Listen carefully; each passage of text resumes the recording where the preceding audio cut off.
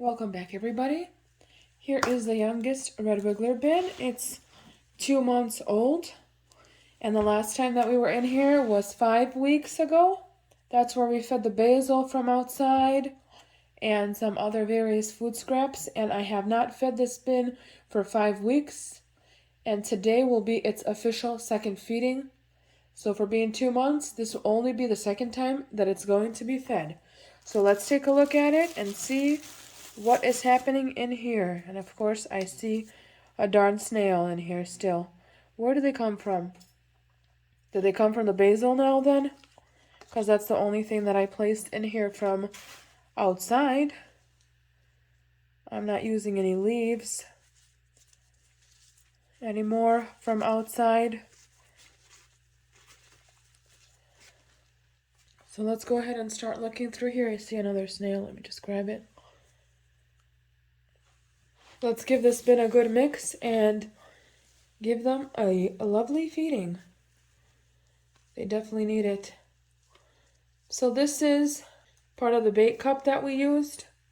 So this paper is still here. I'm going to move it off to the side and we'll use that underneath the feeding area today.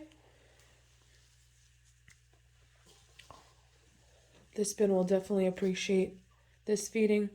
There's an avocado seed that I can break with one hand.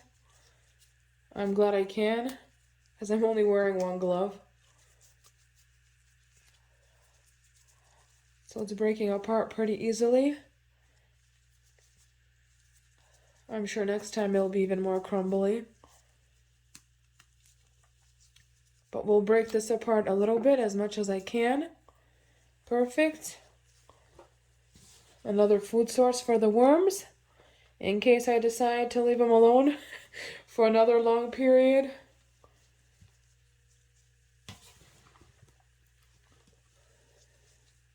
But for being 5 weeks away from this bin, the moisture underneath looks perfect.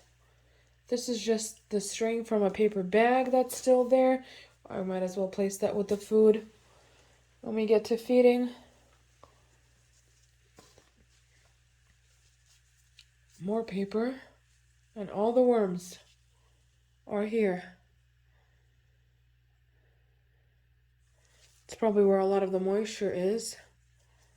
I'm still surprised that this paper is even here. It's 5 weeks. We'll use that for the feeding area as well.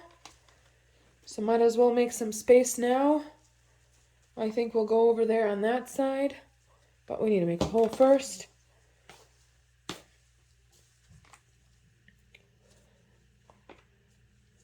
We'll move all this paper material over there, and then we can check this end of the bin. Some more paper. So there's a lot of paper material still left, I see. No food.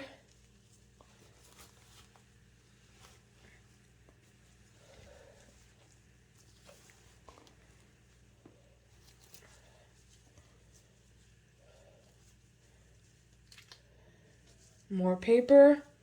We'll move that over. Oh, now I remember. I think about 4 days ago, I had a little bit of leftover parsley from making dinner, and I just threw it in here, but it's really dry, so the worms didn't even get to it. But as you can see, there's like only a few little pieces here and there, so it wasn't a lot. It looks like the worms could care less that it's in here. More of that bait cup that we used in a previous video. Avocado shell. So it looks like a lot of the worms are all over the place, just hanging out. More shredded cardboard and paper, perfect for feeding today. So let's give them some food so they can gather together again. So today I have blackberries that went bad on me. You can see the mold before I even froze them. And let's pour the whole thing in here.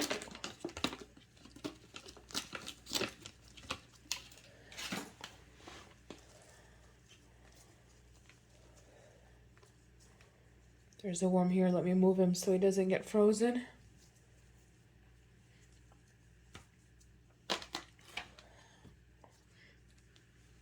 And then I have a mango seed with some of the skin frozen on it. And a little bit, this is from cauliflower, just kind of like the end of it, the leafy part of it. Some apple peels and a little bit more of that cauliflower stem. And let's do another tiny handful, and I think then that will be it. And a little bit more of the same thing, and some grapes as well that went bad. We'll add a tea bag and some coffee.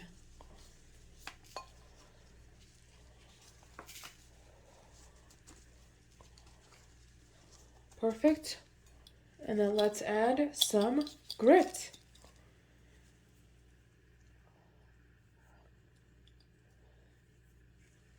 I'm sure that mango will be a hit for them this time around. Well, I think all the food will be, because I'm sure they missed getting fed. Just place everything back.